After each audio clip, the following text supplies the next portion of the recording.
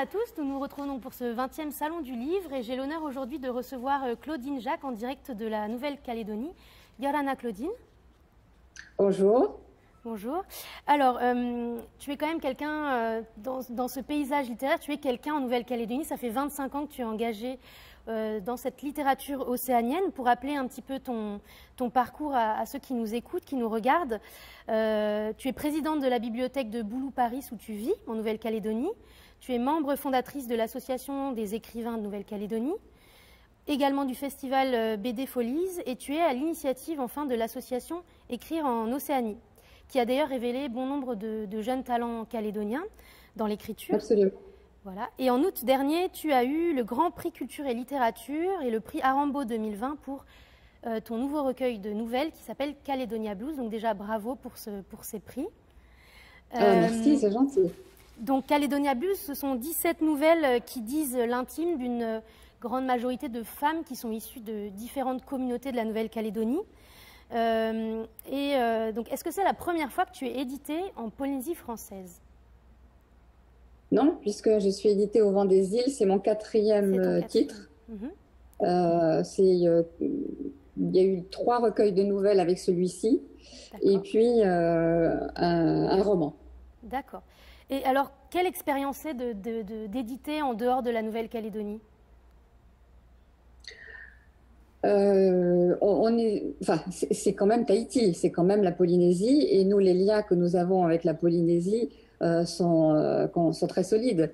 Donc, je ne fais pas tellement la différence. Je sais que Christian Robert avait développé il y a quelques années une maison d'édition qui est devenue une grande maison d'édition. Donc, je suis très très contente d'être éditée par Au Vent des Îles. Et la première fois que tu as rencontré Christian Robert, c'était dans quel cadre? Ça devait être lors d'un salon. Oui. Et puis après, j'ai été invitée à Tahiti. Oui. Et puis, Christian Robert est venu souvent en Nouvelle-Calédonie parce qu'il y a le SILO, le Salon international du livre insulaire. Et voilà, et ce sont des rencontres qui ont été toujours formidables. Et puis j'ai rencontré ce qui était bien aussi, j'ai rencontré des auteurs tahitiens. Tout à fait, dont Chantal Spitz, dont tu nous parlais tout à l'heure. C'est le contact qui est très important. Parce qu'entre écrivains, on aime bien parler de littérature, quoi. Bien sûr. Et outre le salon du livre de Tahiti, tu as pu être invité dans d'autres salons en Océanie ou en métropole?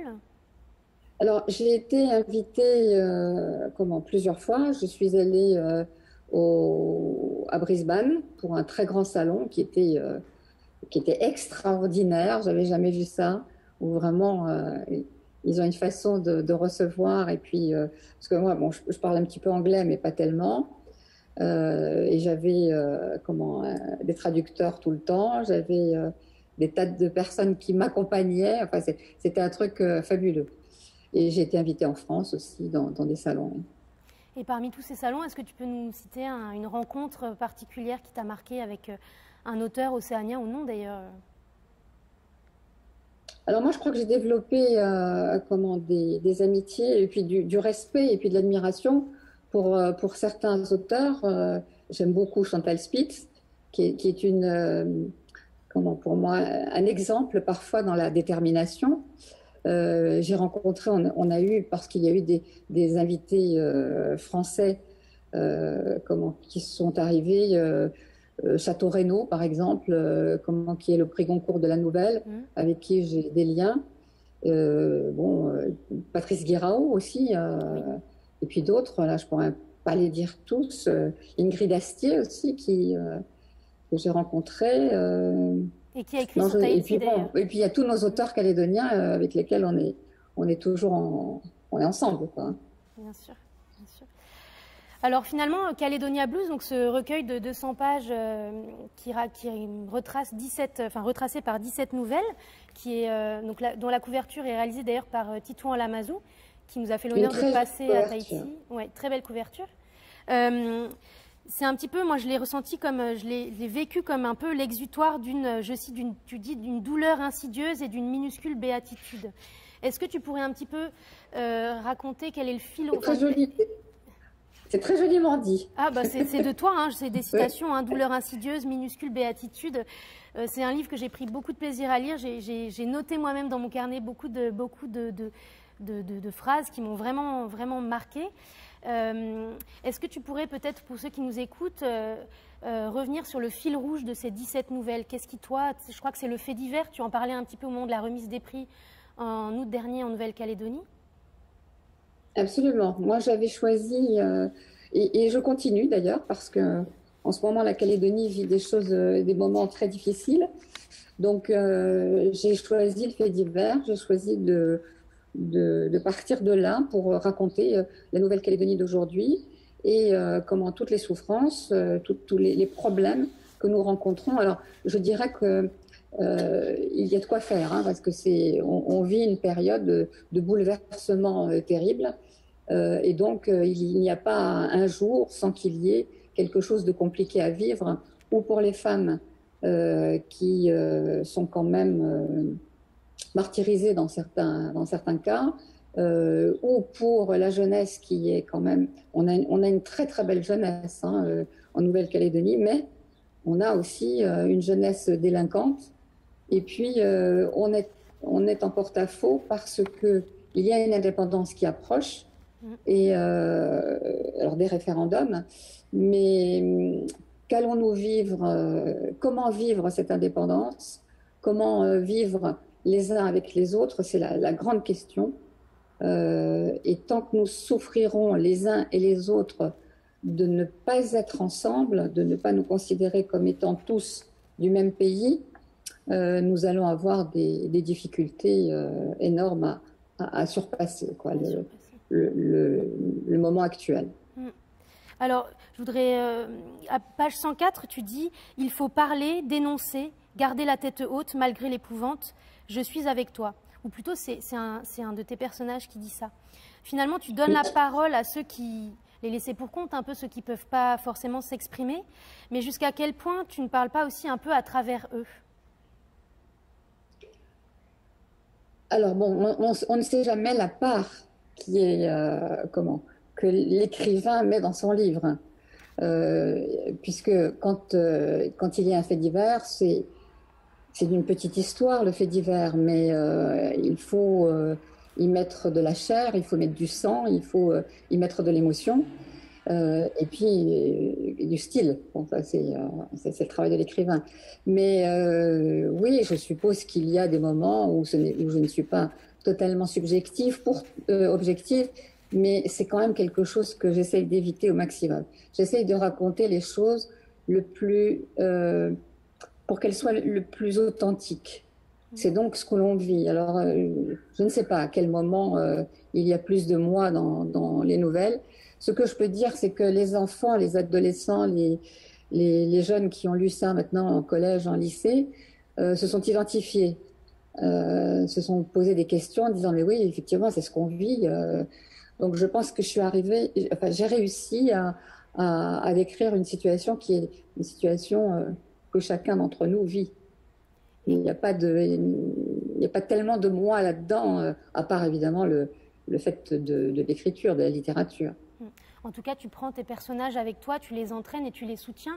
Et justement, dans ce que tu témoignais là, à propos de ces lectures avec les jeunes, comment ils en ressortent un petit peu bouleversés? J'imagine que donc c'est une réalité qu'ils connaissent, qu'ils vivent parfois pour certains au quotidien. Parce que ton livre... C'est exactement ça. Oui. C'est bouleversé. Oui. C'est bouleversé parce que ils vivent des choses, mais ils n'osent pas affronter le silence qui est autour. Et d'un seul coup, ils lisent et ils se disent, mais alors on a le droit de dire, on a le droit d'écrire, on a le droit de parler de tout ça. Et ça ouvre un petit peu leur possibilité, disons. Ah bah ça doit être très libérateur pour eux de montrer que à la fois il y a une littérature qui s'adresse à eux, enfin qui parle d'une réalité qu'ils connaissent, que la littérature ce n'est pas que quelque chose d'inaccessible, et qu'à la fois eux peuvent aussi dépasser cette espèce de mutisme ou ces tabous pour coucher sur le papier des réalités qu'ils vivent. Non, c'est très important. Mais j'allais dire, ce n'est pas seulement important pour les jeunes, c'est important pour la Calédonie aujourd'hui. Parce que moi, je reprends toujours la phrase d'Aragon qui dit en gros que la littérature, c'est le visage d'un pays. C'est comme ça que je le vois, moi, quand j'écris. C'est-à-dire que je veux être le photographe écrivain de notre situation actuelle. Donc, ça peut être, bien entendu, la place des femmes, ça peut être, là, en ce moment, on vit des choses assez perturbantes. Donc, mais je veux pouvoir les traduire, je veux pouvoir les écrire. Et je veux que ça soit une histoire parce que une donnée politique ou une donnée journalistique, l'émotion manque. Et donc, quand on est dans une histoire, dans une nouvelle ou dans un petit roman, c'est l'émotion qui va donner envie d'aller plus loin et de mieux comprendre. Et c'est là où on peut s'identifier. Sinon, on voit des choses assez froides, quoi. Hein. On regarde, on dit, ah bon, oui, ça a existé. Mais dès qu'on peut s'identifier, c'est autre chose. Et puis on passe à quelque chose d'autre, alors que la littérature voilà, on passe à autre chose. Puis en plus, on zappe beaucoup en ce moment. Tu disais quelque chose qui est très vrai, je trouvais très fort. Écrire, c'est agir. Et je dirais, écrire, c'est réagir dans ce que tu viens de dire. Ça permet aussi parfois de donner la parole et d'agir, de réagir contre une injustice ou quelque chose d'assez intolérable. J'ai toujours dit depuis mes premières nouvelles que c'était ma contribution au pays. C'était mon regard et ma contribution à ce pays qui m'a beaucoup donné, puisque moi, je suis arrivée enfant en Nouvelle-Calédonie et j'ai côtoyé tout le monde, comment sans a priori, et partout, je me suis sentie bien. C'est aujourd'hui que nous avons des problèmes parce qu'il y a cette idée d'indépendance. On a des problèmes, mais quotidiens. Aujourd'hui, c'est comme il n'y a pas un jour sans qu'on apprenne quelque chose de nouveau. Il va falloir qu'on résolve tout ça, mais entre-temps, et quand on est dans le cercle amical, les choses se passent d'une façon complètement différente. Les amis restent les amis, et c'est vraiment la difficile équation. J'avais vu dans la 4e de couve, c'est ce que j'ai lu, la difficile équation calédonienne, et je dirais kanak et calédonienne, puisqu'il faut quand même, on est à la fois calédonien, métropolitain et calédonien et kanak. C'est très compliqué en ce moment ce qu'on vit. Hein. On n'arrive pas à se situer. Donc, moi, je veux pouvoir écrire ça. Je veux pouvoir le dire. Et je veux que les gens se disent « Ah, oui, je n'avais pas vu les choses comme ça. Peut-être que je pourrais réfléchir autrement. » Et justement, dans cette situation un petit peu perturbée, un petit peu complexe, comment on est écrivain dans ce genre de situation? Comment on agit? J'imagine à travers ces ateliers dont tu parles, c'est rencontrer sans cesse le plus de monde possible, des jeunes ou des moins jeunes, des femmes qui subissent des violences, qui vivent dans des foyers, qui sont dans des situations très compliquées, et c'est les aider à faire sortir tout ça et à lire ce que tu... Oui, absolument. Le travail d'un écrivain, ce n'est pas de rester derrière son écran ou c'est aussi de vivre le monde, d'aller voir ce qui se passe. Et puis, on ne peut être écrivain que si on a de l'empathie et l'amour des gens. À mon sens, hein, je pense qu'il y a d'autres façons d'être écrivain, mais à mon sens, c'est un peu ça. Donc, moi, j'aime vraiment les gens de ce pays, et quand j'écris, j'y pense à ça. Je pense et c'est pour cette raison que je fais aussi attention, même si je suis au plus près de la vérité, je fais toujours attention à ne pas froisser, à ne pas être dans quelque chose qui pourrait être accusateur. Donc je pose les choses, et après c'est aux gens de prendre ou de ne pas prendre, et de faire leur propre analyse. Très bien. En tout cas, le livre, je trouve qu'il oscille entre tout le temps le tragique et l'espoir. C'est-à-dire que le fil rouge, on parle d'humiliation, on parle d'emprise, de maltraitance, d'emboucanement, de rapport de force, non consenti évidemment, ça va sans dire. Et en même temps, l'ouvrage, tu décides de le faire... en tout cas, la lecture, on la commence par cette citation de Christian Bobin qui est magnifique et qu'on relit même en ayant fermé le livre. On en a presque besoin de revenir à ça. C'est vrai. Si je parle du terrible, c'est que je sais le merveilleux. Et il y a vraiment, tout le temps, à travers le livre, cette oscillation entre tragique et espoir, et c'est assez bouleversant d'ailleurs. Mais c'est exactement la première phrase du début, celle que vous avez dite, les souffrances et la minuscule béatitude. Voilà, on est entre les deux, on navigue là-dedans. Et à travers les nouvelles, si on revient sur cette forme des nouvelles, donc tu es passé par le théâtre, le roman, tu as écrit tu es passé par plusieurs genres littéraires. Aujourd'hui, tu reviens à la nouvelle. Et tu me disais dans un entretien qu'on a eu déjà précédemment que la nouvelle, ça te donnait quelque part un espace de respiration. Quand on a écrit un roman avec un sujet très lourd, ça permet aussi cet espace de respiration. Oui, oui, oui. C'était Morand qui disait la nouvelle est un meuble, le roman est un immeuble. D'accord. Voilà. Et je suis tout à fait d'accord avec ça. La nouvelle, c'est quelque chose de concis. On peut prendre par 2 semaines, 3 semaines pour l'écrire. Un roman nous accompagne pendant 1 an et demi, 2 ans. Et même un roman court, hein, parce qu'il y a la progression des personnages, c'est complètement différent à construire. La nouvelle, la construction est rapide et j'aime beaucoup la nouvelle pour ça. Et justement, puis c'est un coup de poing. Je trouve que la nouvelle, c'est un coup de poing. Et j'ai besoin en ce moment de tous ces coups de poing que je voudrais écrire pour le second tome de Caledonia Blues. Ah, donc il y aura un second tome. D'accord. Ben, voilà, je suis sur cette écriture-là parce que en ce moment, on est là-dedans, quoi. Hein. Là, je vais parler de l'actualité de la Nouvelle-Calédonie, mais tous les jours, on a quelque chose qui nous questionne. Et si je reviens sur la nouvelle, du point de vue du lecteur, est-ce que tu penses que c'est aussi un moyen de raccrocher des non-lecteurs ou des lecteurs occasionnels? C'est-à-dire que finalement, Caledonia Blues, on peut l'ouvrir presque à une page au hasard, enfin commencer une nouvelle, enfin, oui, voilà. Est-ce que c'est un moyen d'embarquer peut-être plus facilement des non-lecteurs sur un temps de lecture? Oui, oui. J'ai toujours aimé la nouvelle et je me rends compte que les jeunes adorent ça maintenant. Oui. Les plus jeunes. Et les profs aiment bien leur parler d'une nouvelle parce qu'ils peuvent l'étudier très vite. C'est plus facile. Oui, moi j'aime.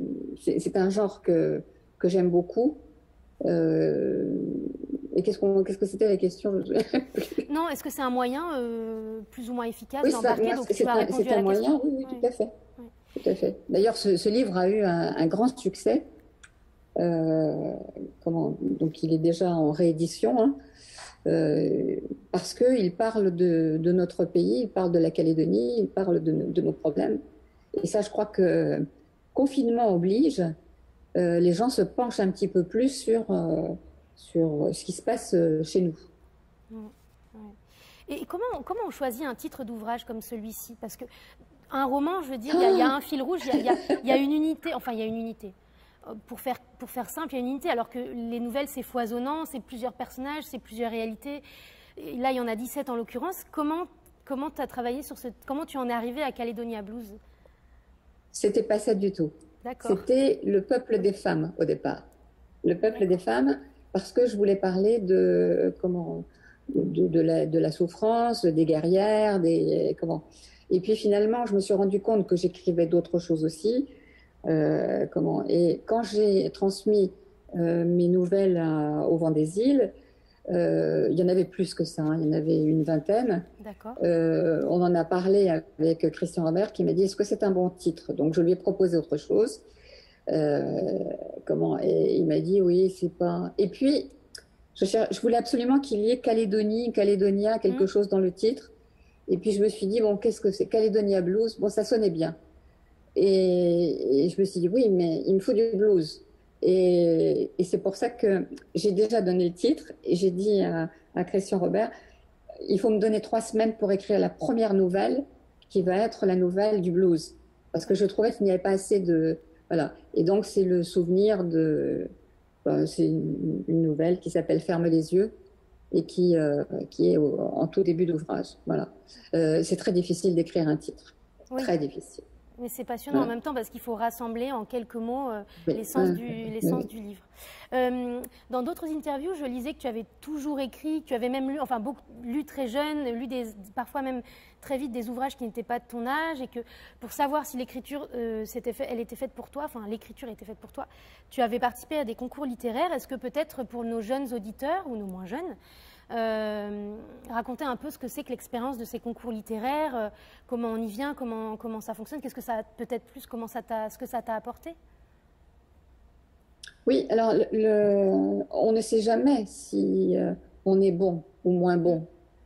Donc, lorsque j'étais plus jeune, alors moi j'ai participé à des concours très tôt parce que j'ai des concours de chansons, des concours de poèmes, de poésie.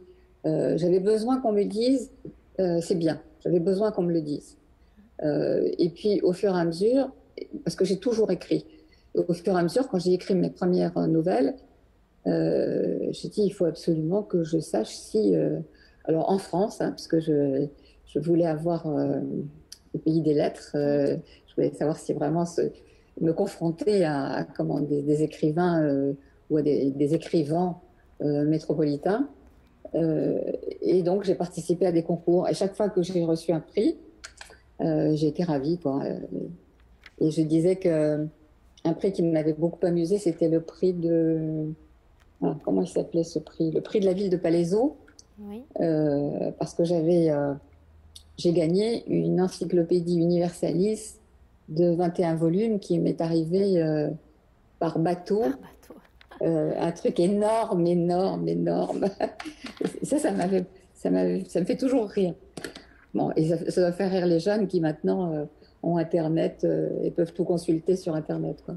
C'est vrai. Mais alors, je conseille aux jeunes de lire, de faire lire, de donner à lire.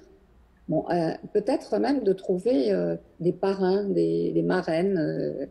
Moi, je parraine, par exemple, des jeunes qui écrivent et je leur dis mon sentiment. Alors, c'est très simple, hein, ceux qui ont envie d'écrire, ils écriront, et qui ont ça en eux, ils écriront. C'est en eux. Après, pour ceux qui écrivent une fois de temps en temps, pour se faire plaisir, c'est autre chose encore. Mais bon, on peut marrainer ou parrainer des jeunes qui ont envie d'aller plus loin. D'où écrire en Océanie, en Calédonie, puisque on a découvert avec cette association de nouveaux auteurs qui font maintenant un bon bout de chemin, quoi. En tout cas, un des bons moyens d'entrer dans la littérature, enfin dans l'écriture, c'est aussi les concours d'éloquence, parce que je sais qu'il y en a en Calédonie, je sais que depuis peu, on a fait, je crois, la 2e édition ici en Polynésie. Les Polynésiens sont partis rencontrer dans le cadre d'une finale les étudiants calédoniens. Et de toute façon, le concours d'éloquence, un des présupposés, c'est l'écriture. Donc après, tous ces jeunes-là qui participent à ces concours d'éloquence, à un moment donné, touchent à l'écriture et continuent à écrire après ces concours d'éloquence.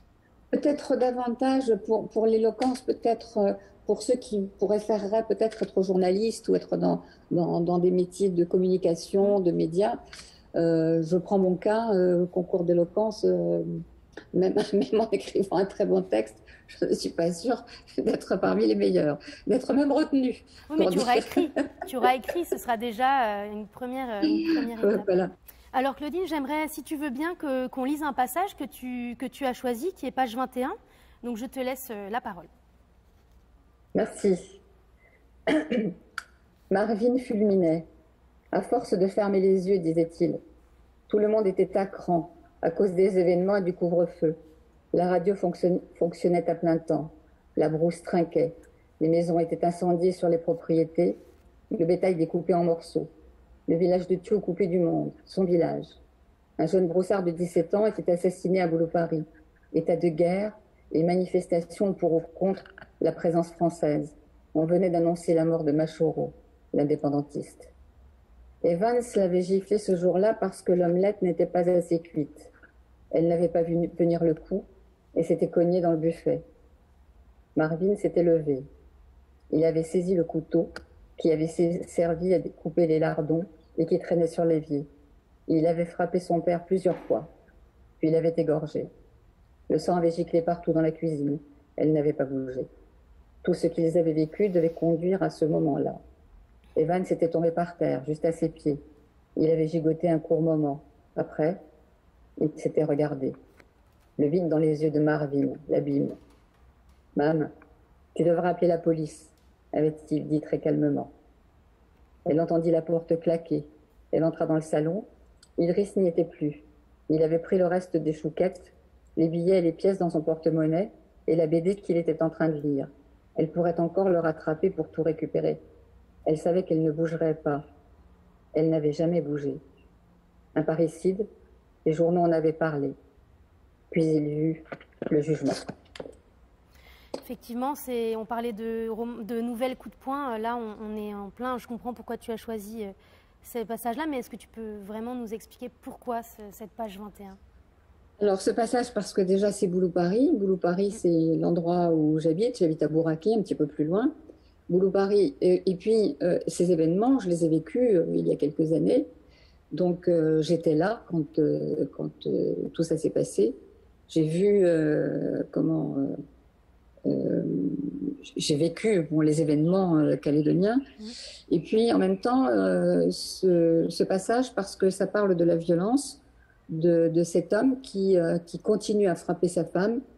Et un jour, l'enfant est devenu un jeune homme. Et ce jeune homme réagit. Donc voilà, en quelques mots, on a campé un drame dans la vie et qui va bouleverser évidemment la mère et le jeune homme. Et on saura la suite plus tard. Et un drame qui est le fruit, si je puis dire, la conséquence de violences conjugales des années. Répétées. Voilà, sur des années. Merci beaucoup Claudine pour ce passage glaçant, mais nécessaire, parce que parfois il faut aussi se confronter à la réalité crue, comme on dit. Merci.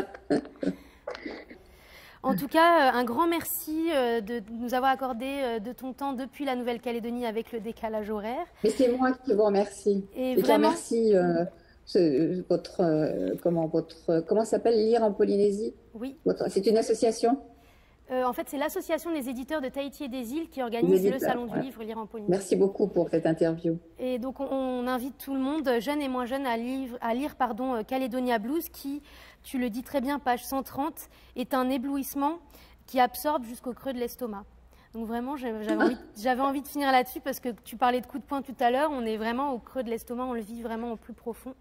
Vraiment, merci, un grand merci. Et puis, donc à très bientôt, puisque tu nous as parlé du 2e tome de Caledonia Blues. Donc, nous espérons te retrouver dans un prochain Salon du Livre, et cette fois-ci sur le Pepeahiro, à la Maison de la Culture, directement. Et je vous le souhaite.